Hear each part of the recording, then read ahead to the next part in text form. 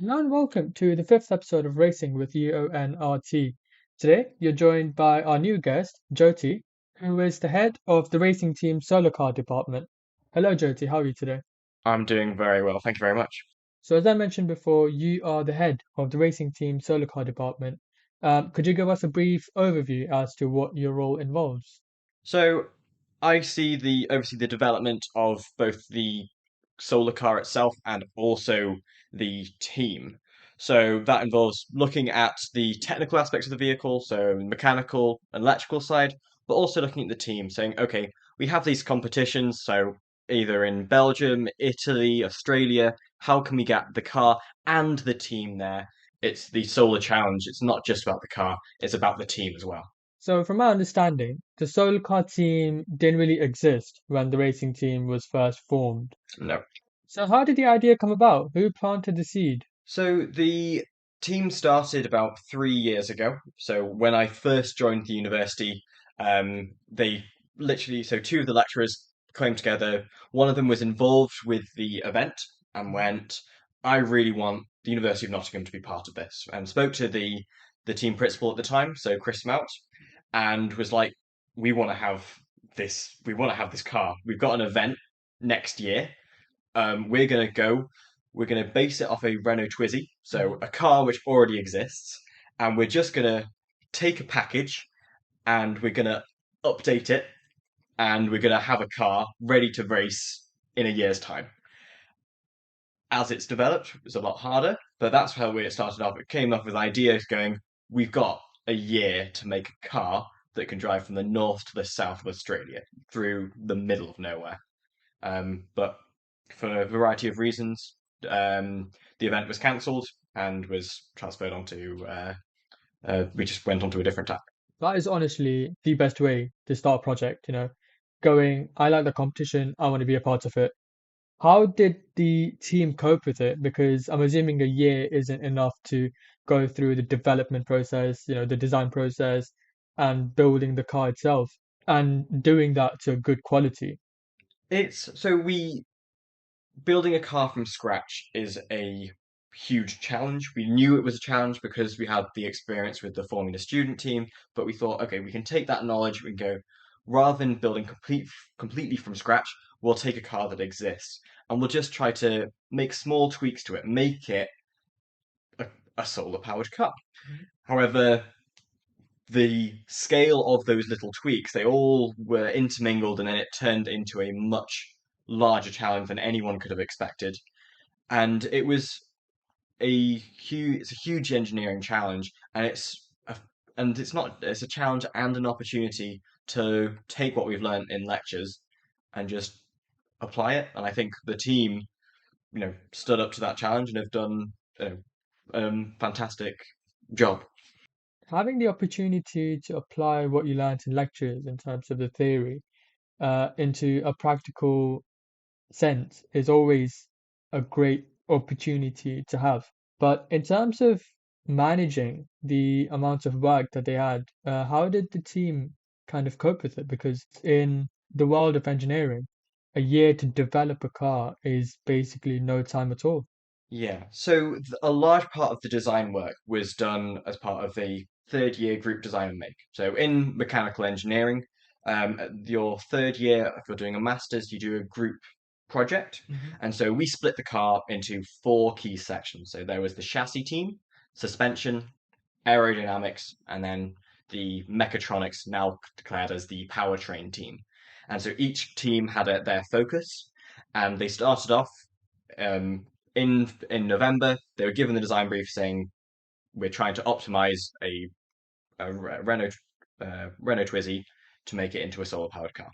And then basically up until March of the first year, we were told, this is the hard design freeze. At that point there, we're going to start manufacturing. Mhm.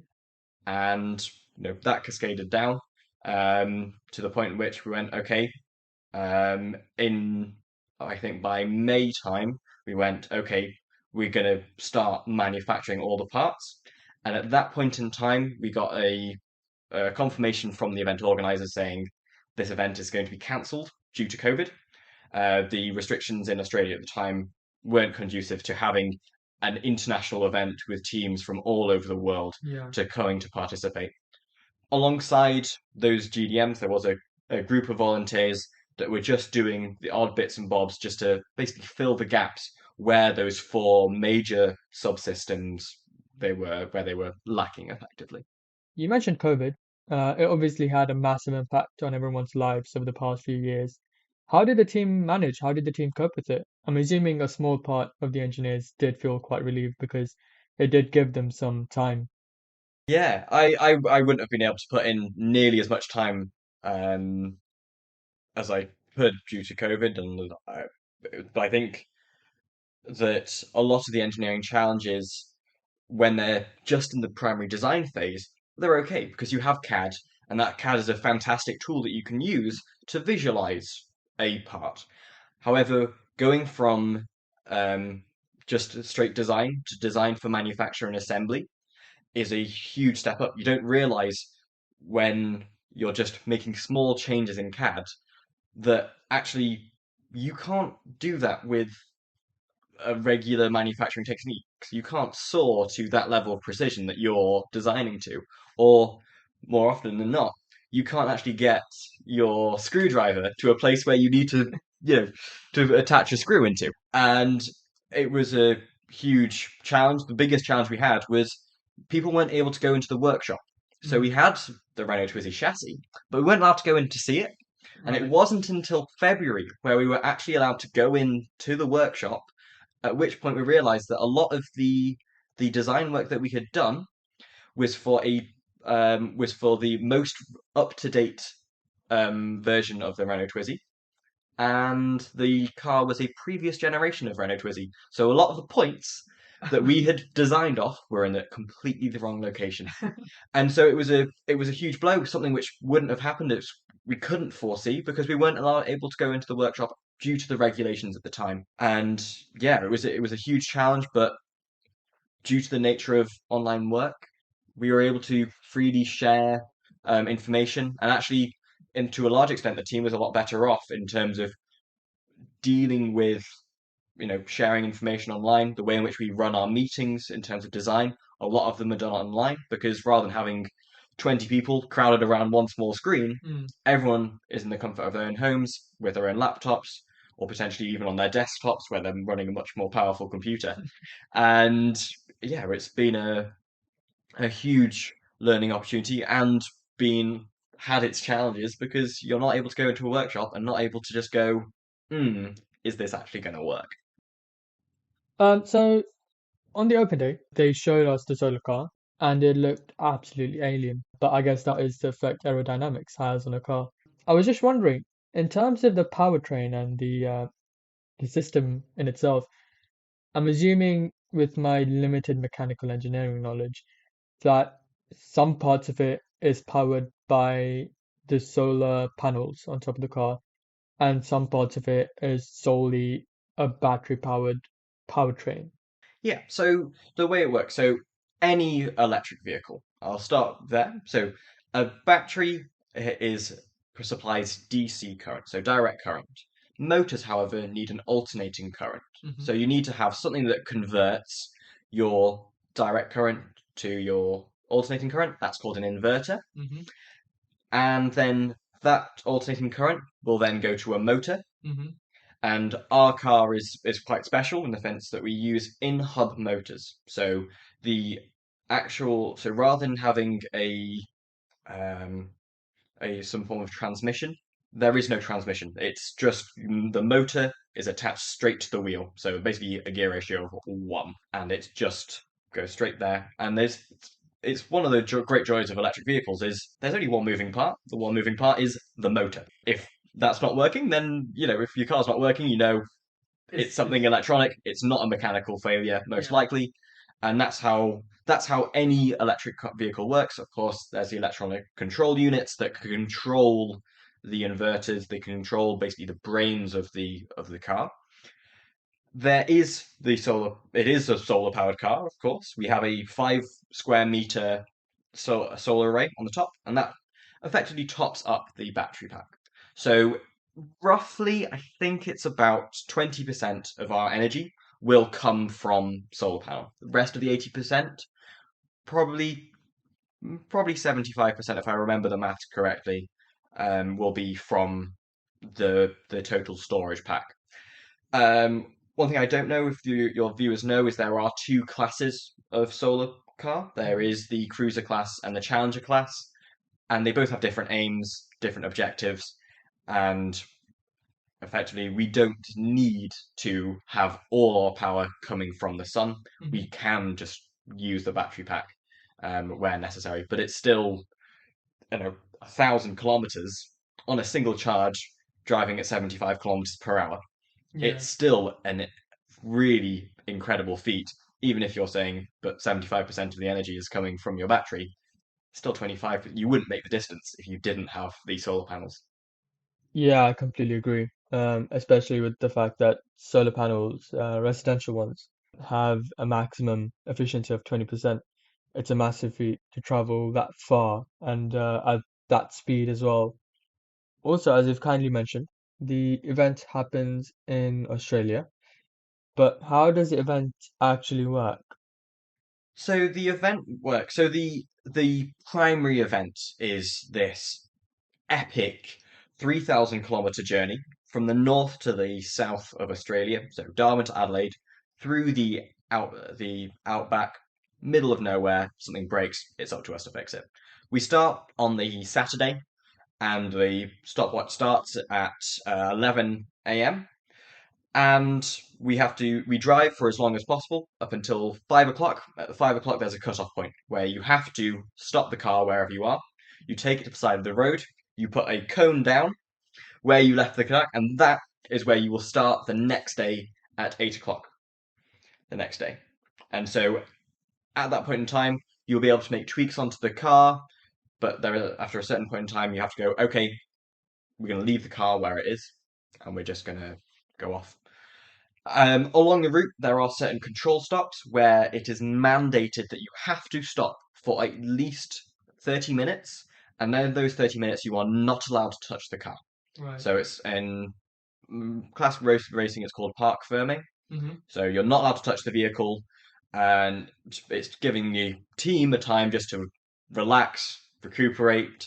You're driving through the Australian outback, temperatures 30 plus degrees. Once you're inside the car, AC is heavy.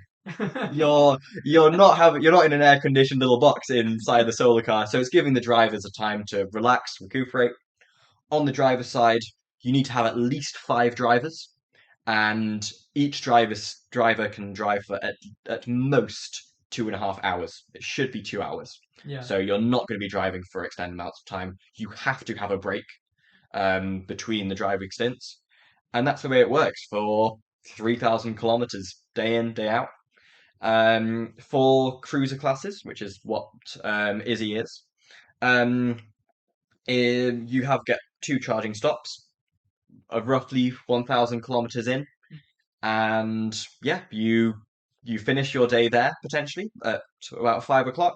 You can then charge it up until sunset, which is around 9 o'clock, and at that point you have to stop and put the charging away. You can keep it out in the sun to get the last remaining bits of sunlight. But aside from that, it's keep on driving.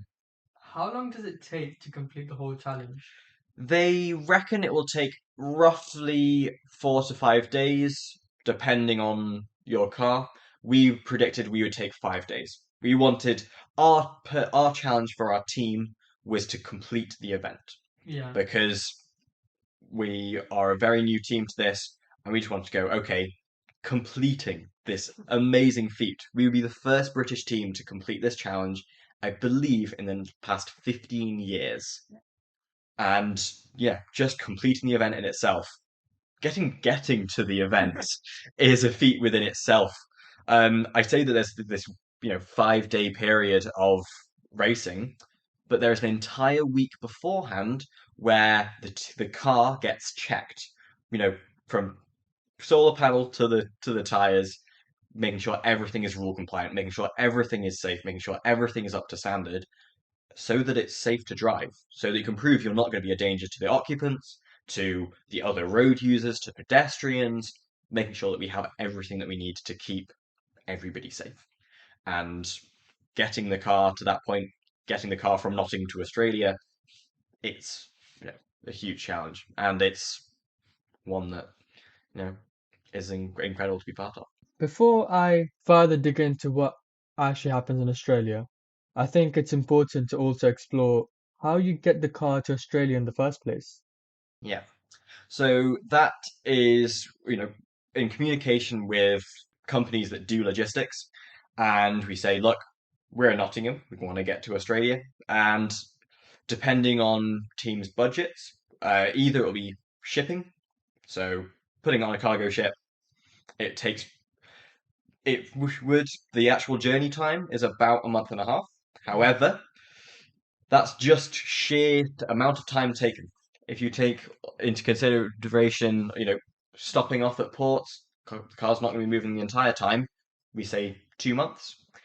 In order to give enough time to go, no, we had rough weather, they say to live at least 3 months if you're sending by shipping, just because of you know the uncertainties around shipping. We had saw um, the Evergreen um, canal happen last year, and yeah, that would have put a huge skipper into things. Had times in the past where getting through customs has been an issue because they didn't clean their tires.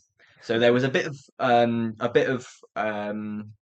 dirt or a foreign contaminant on the on the wheels, and everything on one solar car, and that meant that all other solar cars had to be checked. And that if you had kept it close and you said, it'd be fine. We only need to do, half a month, 2 weeks. That potentially means you miss the start of the scrutineering process, and they won't be able to check everything, so you won't be allowed to race. And so you have to build that into your time frame. If you have the resources to fly your car out, you can.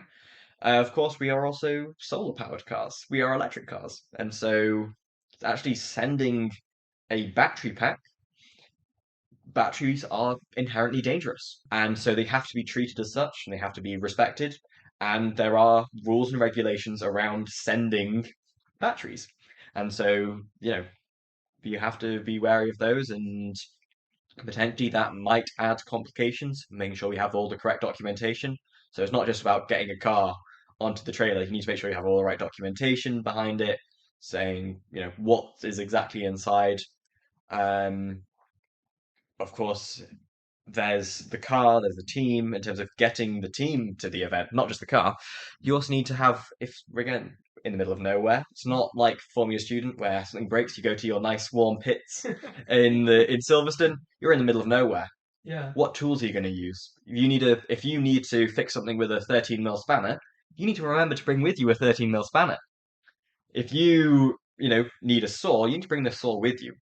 And so anything that we can foreseeably need to fix the vehicle, because if it's going to break, it's going to break over 3,000 kilometers. Yeah. And yeah, it's anything you need to bring, you need to make sure it's on your trailer because it's mostly made of metal. You can't just stick it in your hand luggage and go, yeah, it's fine. Because again, we're going out for at least 2 weeks, and that's assuming that when you arrive, you are acclimatized to being on the other side of the world in a entirely different climate, and also being able to enjoy Australia because Australia is a beautiful place, and actually, maybe you want to spend some time enjoying yourself out there. Wow. That's a lot to comprehend in terms of the amount of prep you guys have to do to get the car to Australia. It's a fantastic challenge to have, and it's a privilege that the university has this facility and supports us in the way that it does. And it's a challenge that I'm super passionate about. Speaking to a lot of the other UK teams, even if they haven't completed the challenge in the past 15 years, everyone that I talk to is just like, this is immense. This is, you know, what my university experience is building a car and taking it to the other side of the planet to race. That is honestly so amazing. Traveling around the world to race, and it's just the coolest part is that that is the closest you can get to Formula One. So let's get more into the competition. And the first question I want to ask is about the driver. You know, they're sitting there in a hot cabin. What preparations do they need to make? And is there anyone else with them in that cabin? Because they need to be there for like thousands of miles. Okay, so the driver, the primary condition in terms of the rules and regulations are they have to hold a valid driver's license. That rules me out. I can design cars. I only have a provisional license. I am working on it. Um, I've designed cars for the past, almost 3 years now. I still don't know how to drive them yet. Um, but yeah, so you need to have a valid driver's license, and basically we just need to trust you. And the best way to trust you is knowing that you put in a lot of effort into building the car, and then the driver knows exactly how much effort, how much time has been spent on every single detail of the vehicle. That when you go, oh, so you did it like that, because there's no other way. It's like, well, there were many other ways, but we just the best design ones which you just go, of course it's that. And so that's where a lot of the design comes in, and a lot of people potentially coming in just goes, oh, it's a car. It's a lot more than that, and yeah, there's in terms of preparation, the car would be ready. We'd be doing testing days. We're trying to get as many miles out on the road in the UK as possible to get the drivers acclimatized to just being in the vehicle. As it's a cruiser class, we have to have at least two people in the vehicle at all times. And so we'd have the driver, and in the Twizzy, there's a person that's sat literally behind. It's like a tandem little thing, and so you can have one person just basically straddling the person in front of them, and then just be sat there, just chilling and talking to each other, potentially having a Bluetooth speaker, just listening to music. It's just going on a cruise down a very, very long road. So in terms of the car itself, what if it breaks down? I'm assuming obviously you have the tools. Do you just stop on the side of the road and just try and fix it with what you have, like rally style? Yeah, pretty much. So of course, if we want to be in a sheltered environment, we'd bring our own sheltered environment. There aren't necessarily, pit stops along the way. There might be garages, there might be little villages that you might be able to go into, but effectively anything that you'd need, you can't necessarily rely on power tools unless you wanted to bring a generator with you too.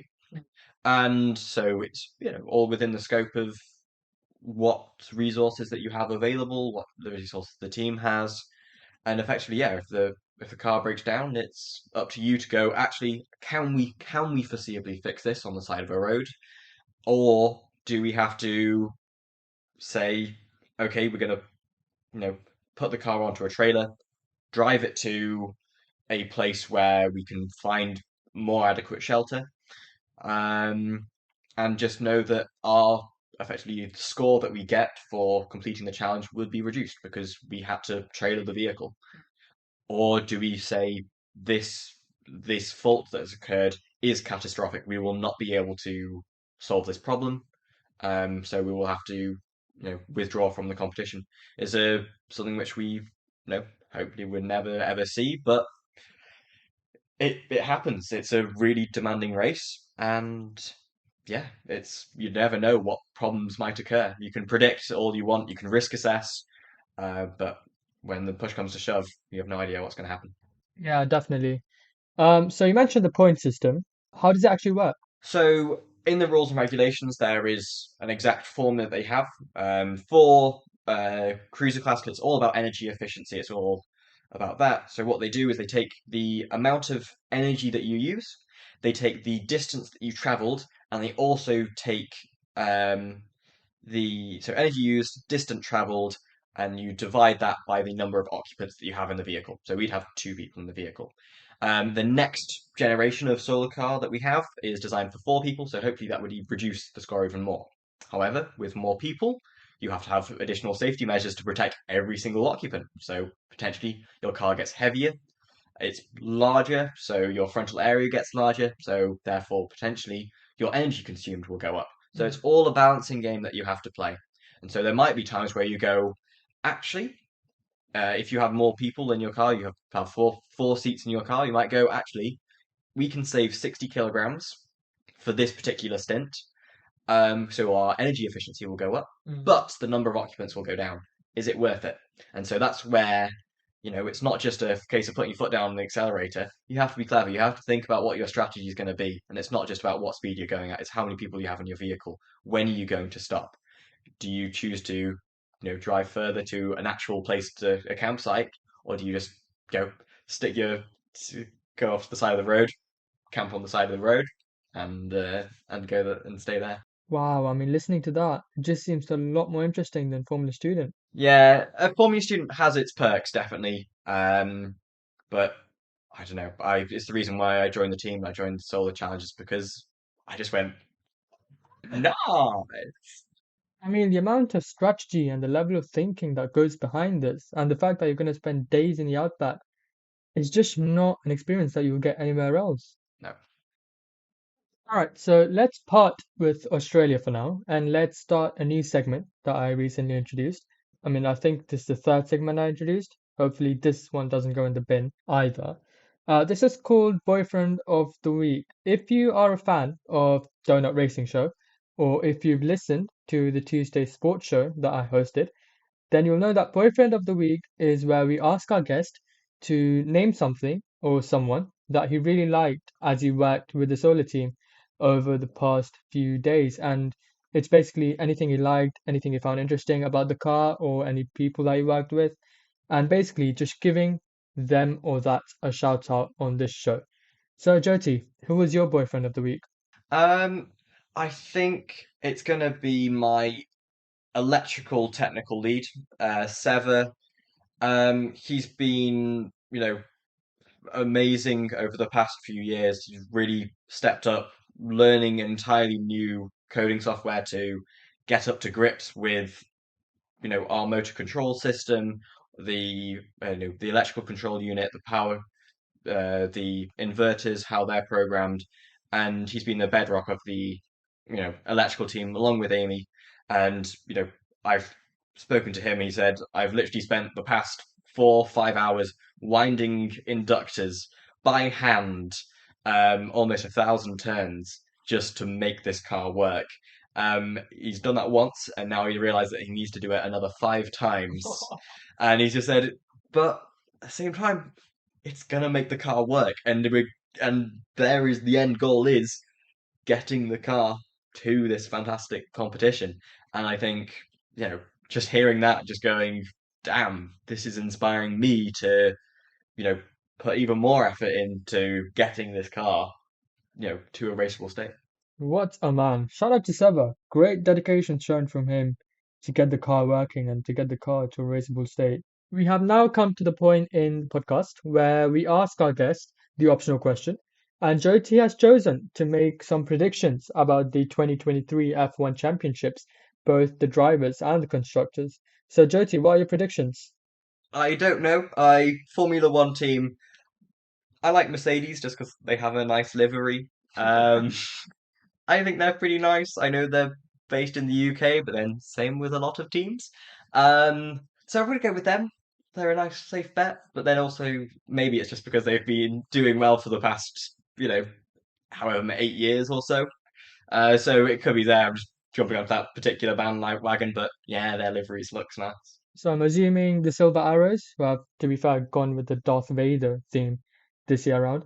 I'm assuming you're backing them to win both the drivers and the World Championship. Oh, I don't think they will this year. I think that Mercedes they've struggled a lot with the new regulations. Of course, they did really well in the hybrid era, but this new era of getting these um, better downforce, what was it? Getting people to drive close together. That's what it's all about now. Um, yeah, they've really struggled with that changeover more so than Red Bull and what Aston Martin this year. They've completely just gone one. Well, hey, we can make good cars again. Yes. Um, and so I think that Red Bull probably going to run away with it again. Ferrari, I wish they do well. I just hope so, just for the sake of Leclerc. I just feel very sorry for the geezer. Um, but yeah, I just think it's no, I think it's great. In terms of I more follow the Formula E teams just because again electric. And so I do like the Jaguar teams. Again, Yeah. they've got a nice livery. To be fair, they do have a very tasteful livery. And from the one E3 that I saw this season, they do seem to be doing relatively well. For the last question, I was wondering what your aims are for the end of the season. The aims for the season is to one, get the Izzy the Twizzy on the road, get it racing, and just show what it's capable of doing. Show what the team has been working up for the past 3 years, and just show the Twizzy experiment and prove whether it works or not, whether or not this is a viable thing for the future to take a car, and make it into a solar powered car. The other aim that I have is working on, as mentioned before, the next generation of solar car. I'm currently working on that, and I really love to see over the next year the development of that, rocket up, get it to a level which we're just super happy of. That the specs currently that we're looking at are even better than the Twizzy, and we can fit 4 people in this vehicle. So we'd have the same amount of energy consumed, but the number of people we have in it is doubled. So our efficiency score is going to go out the roof, and yeah, that's those are my aims. So, follow-up question, what does the new generation actually look like? So it's a 2x2 car, and I don't know. I think I might be able to show you a photo if I have one on my phone, but I don't think I do actually. So you'll have to follow us on social media at UoNRT Racing. Wait, no. UON Racing. That's the one. Oh my. Oh, the sponsorship team are going to hate me for that. Yes. Oh well. Yes, follow us on social media. Well, thank you very much for coming along, Jyoti, and taking time off a possibly incredibly busy schedule. I had a great time recording this, absolutely cracking time. It was a very fun episode. And well, I wish you best of luck for the future, and I hope we talk to you again.